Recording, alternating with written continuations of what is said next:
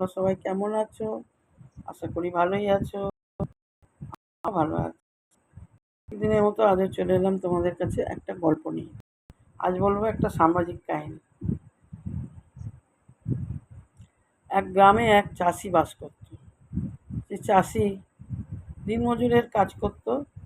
তার বাড়িতে ছিল তার স্ত্রী মঙ্গলা আর তার এক পুত্র সন্তান, তার নাম ছিল রাজু। আর তার অল্প জমি ছিল, সেই জমি চাষ করে তারা দুজনে সংসার চালাত। এইভাবেই চলতে থাকে। তার পুত্র সন্তান বড় হতে থাকে। তারপরে অল্প বয়স, তখন মাঠে খেলতে যায়, খেলাধুলো করে। তার বাবা তাকে খেলতে যখন যায় একটু খুঁজতে যায়, কোথায় কী করছে, কোথায় লাগবে, ছেলে কোথায় পড়ে যাবে। তার বাবাকে দেখে তার বন্ধুরা হাসাহাসি করত, কেননা তার বাবার একটা চোখ ছিল না।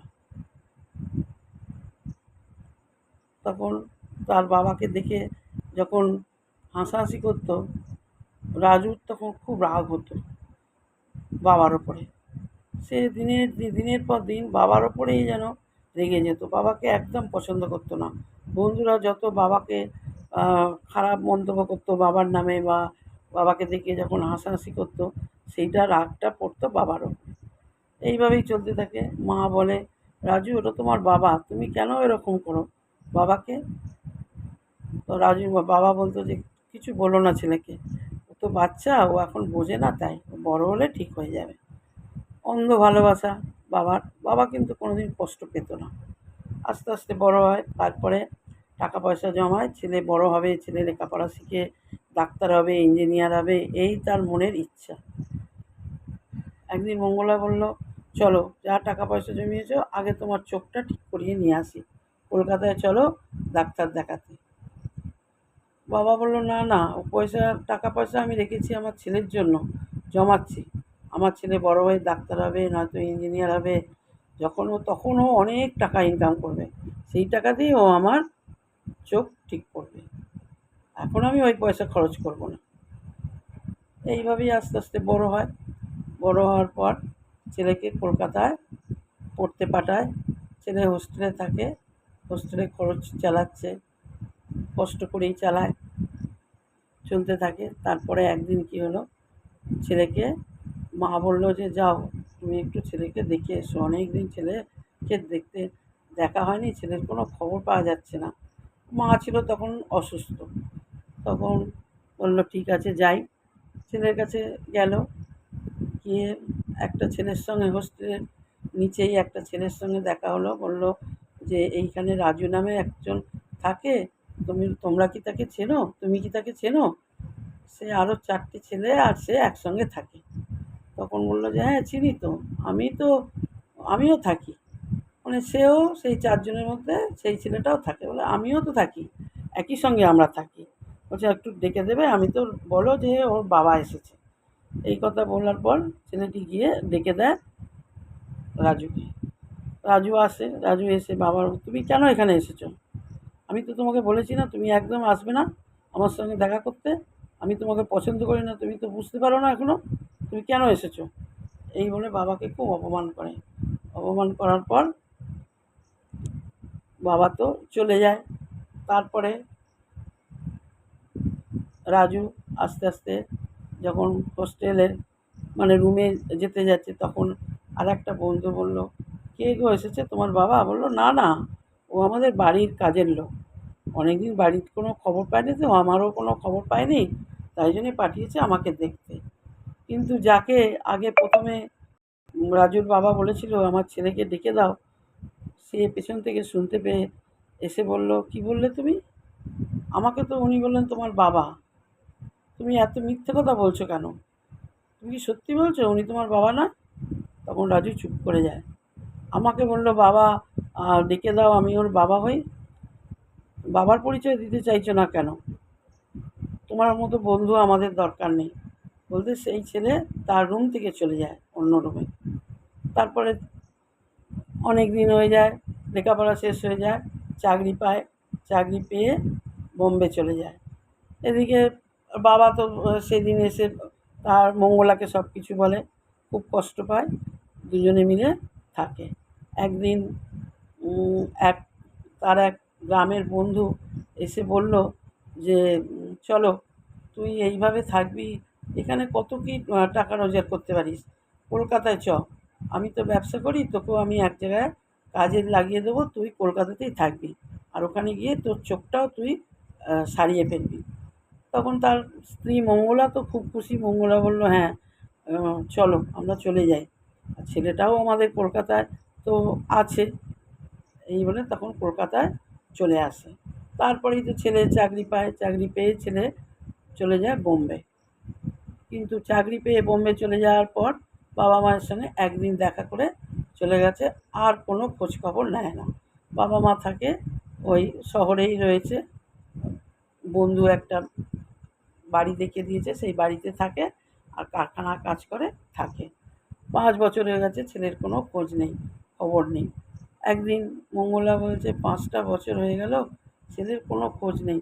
বাবারও মনটা খুব খারাপ, একবারও খোঁজ খবরও করে না, আসেও না।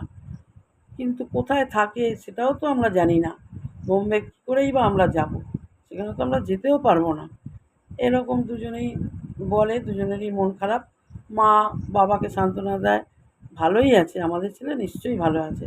কিন্তু বাবার মন বেশি খারাপ হয়। এইভাবেই থাকতে থাকতে একদিন বাজারে গেছে। বাজারে গিয়ে সেই বন্ধুর সঙ্গে, তার নাম হচ্ছে সুরেশ, সুরেশের সঙ্গে রাজুর বাবার দেখা হয়। রাজুর বাবাকে দেখেই বলল, দাঁড়ান দাঁড়ান, আপনি তো রাজুর বাবা না? তখন বলছে হ্যাঁ। বলে সেই আপনি একদিন হোস্টেলে গিয়েছিলেন, সেই আপনাকে দেখেছিলাম, তারপর থেকে আপনার সঙ্গে আর দেখাই হয় না। আপনার ছেলে আপনার সঙ্গে খুব খারাপ ব্যবহার করলো, আপনি চলে এলেন। এখনও কি ছেলে আপনার ওই রকমই আছে? তখন বলছে জানি না বাবা, 5 বছর হয়ে গেল, সে তো আমাদের কোনো খোঁজখবরও রাখে না। সে তো 5 বছর হয়ে গেল বোম্বে গেছে চাকরি পেয়ে, তারপর তো আসেও না, খোঁজখবরও রাখে না, জানি না। বলে কেন, সে তো বোম্বে থেকে 3 বছর আগে চলে এসেছে, এই শহরেই তো আছে, সে বিয়ে করেছে, তার একটা কন্যা সন্তান আছে, আপনারা জানেন না? বলছে না, আমরা তো জানি না, আমাদের তো কোনো দিন জানায়নি, এই শহরেই আছে, কই আমাদের খোঁজও কোনো দিন করেনি। এই কথা বলার পর সেই সুরেশ রাজুর ঠিকানা দিয়ে দেয়। তারপরে গিয়ে মঙ্গলাকে সব কথা বলে রাজুর বাবা। তখন মঙ্গলা বলে তুমি আজকেই যাও ছেলের বাড়িতে, তুমি গিয়ে বলো চলো, আমরা তো ওই কলকাতাতেই আছি, চলো তোমরা ওখানেই থাকবে, নাহলে একসঙ্গেই থাকবো, তুমি তো আমাদের ছেলে। কিন্তু রাজুর বাবা যেতে চায় না। রাজুর বাবা বলছে না, আমি যাব না, আমায় গেলে কিন্তু আবার অপমান করবে, এবার তুমি চলো, আমি দূর থেকে তোমাকে দেখিয়ে দেবো, তুমি বাড়িতে গিয়ে তোমার ছেলের সঙ্গে তুমি কথা বলবে। কিন্তু মঙ্গলার তখন শরীর খারাপ খুব, সে যেতে পারবে না। সে বলছে আমি যেতে পারবো না, আমার শরীর খুব খারাপ, কিন্তু আমার ছেলের জন্য খুব মন খারাপ হচ্ছে, আবার আমার নাতনি হয়েছে, আমার নাতনি আছে, আমার খুব মন খারাপ লাগছে, তুমি যাও। বলছে আবার যদি অপমান করে? বলছে না, করবে না, তখন তো ছোটো ছিল করেছে, এখনও বড় হয়ে গেছে, বিয়ে হয়ে গেছে, আর তোমায় করবে না। এই শুনে রাজুর বাবা রাজুর বাড়ির ঠিকানা পেয়ে খুঁজে খুঁজে গেল। যেই গেল, দরজাটা খোলাই ছিল, ঢুকেছে। ঢোকার পর রাজুর যে মেয়ে, সে তো রাজুর বাবাকে দেখেই ভয়ে কেঁদে উঠেছে। দেখেই তো তাকে রাজুর বাবাকে দেখতে ছিল কুৎসিত, কেননা তার একটা চোখ ছিল না। তখন দেখেই মেয়ে কেঁদে উঠেছে যে রাক্ষস এসেছে, রাক্ষস এসেছে। সঙ্গে সঙ্গে রাজু ঘর থেকে বেরিয়ে এসে মেয়েকে বলছে কী হয়েছে মা, কী হয়েছে? বলছে রাক্ষস এসেছে, তুমি এক্ষুনি ওকে তাড়িয়ে দাও, এক্ষুনি ওকে তাড়িয়ে দাও। তখন ওর রাজু বলছে ঠিক আছে মা, তুমি ঘরের মধ্যে থাকো, আমি দেখছি কে রাক্ষস এসেছে, কে এসেছে, আমি এক্ষুনি তাড়িয়ে দিয়ে আসছি। বলে বাইরে এসেছে, এসেই দেখছে তার বাবা। বলছে তুমি আমাকে কি থাকতে দেবে না, এখানেও তুমি সন্ধান পেয়ে গেলে, আমি তোমাদের তো জানাইনি আমি কোথায় আছি, তুমি কী করে আমার সন্ধান পেলে, এখানেও তুমি চলে এলে, এক্ষুনি তুমি চলে যাও, তোমার কি লজ্জা করে না? বাবাকে এইভাবে অপমান করলো। বাবা মনে কষ্ট নিয়ে বাড়ি ফিরে এসে মঙ্গলাকে সব কথা বলল। মঙ্গলাকে বলার পর মঙ্গলা বলল আর কোনো দিন তোমায় যেতে বলবো না, আর কোনো দরকার নেই, ও ছেলে যেমন আছে তেমন থাক, আমরা আমাদের মতো থাকি। তোমাকে বলেছিলাম চলো, চোখটা আগে সারিয়ে নিই, তারপরে ছেলের জন্য পয়সা রাখবে, কিন্তু তুমি আমার কথা শুনলে না। ঠিক আছে, এইভাবেই থাকো। এইভাবেই থাকে। তারপরে একদিন সুরেশের সঙ্গে রাজুর দেখা হয়। সুরেশের সঙ্গে রাজুর দেখা হওয়ার পর রাজু সুরেশকে বলছে, কী সুরেশ ভাই কেমন আছো, ভালো আছো তো? তখন সুরেশ ভাই বলল, আমাকে যেভাবে বলছো ভালো আছো তো, আমি তো বন্ধু, তুমি তোমার বাবা মাকে বলেছো এইভাবে ভালো আছে কি, খোঁজ নিয়েছো কোনো দিনও? তখন বলছে, না কোনোদিন খোঁজ নিইনি। তুমি কি একই রকম রয়ে গেলে, তুমি পাল্টালে না?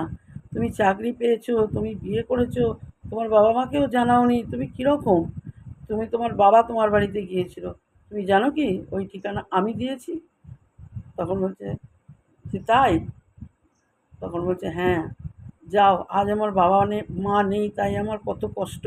আজ তুমি তোমার বাবা মা থাকতেও তুমি তোমার বাবা মাকে এভাবে কষ্ট দিচ্ছ, খোঁজ নাও না। ছি, তোমার মতো ছেলে কারোর যেন না হয়, কোনো দিন যেন কারোর এরকম সন্তান না হয়।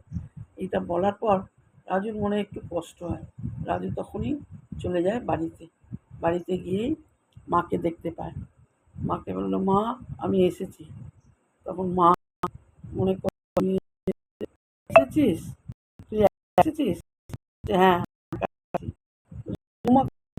বলছে না, বলছে, বৌমা নাতনি আনতে পারিস?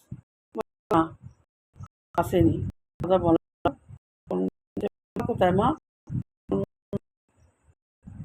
বলেনি। মা চুপচাপ আছে। বাবা কি এখনো কাজ থেকে বেরোনি? বলছে না, বাবা আর কোনোদিনই ফিরবে না।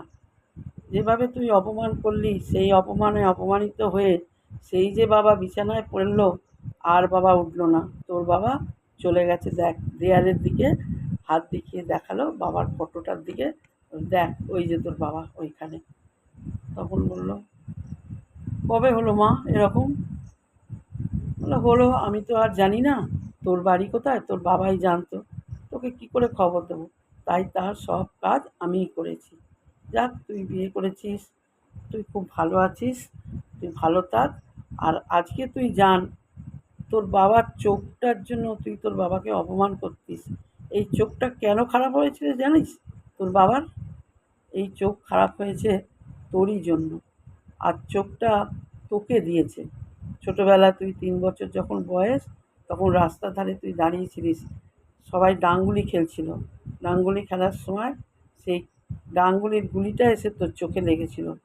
তারপর যখন ডাক্তারখানা নিয়ে যায়, ডাক্তার বলল এই চোখ নষ্ট হয়ে গেছে, যদি কেউ চোখ দেয় আবার ফিরে পাবে, দেখতে পাবে, নিজের চোখ নিজে ফিরে পাবে। তখন তোর বাবা বলল, আমি আমার চোখ দিয়ে দেবো আমার সন্তানকে। তখন তোর বাবা তার নিজের চোখটা তোকে দিয়ে দিয়েছিল। তারপর থেকেই তোর বাবার চোখ এই রকম। শুনে তখন ছেলে মাকে জড়িয়ে ধরে বলল, মা আমি খুব ভুল করেছি।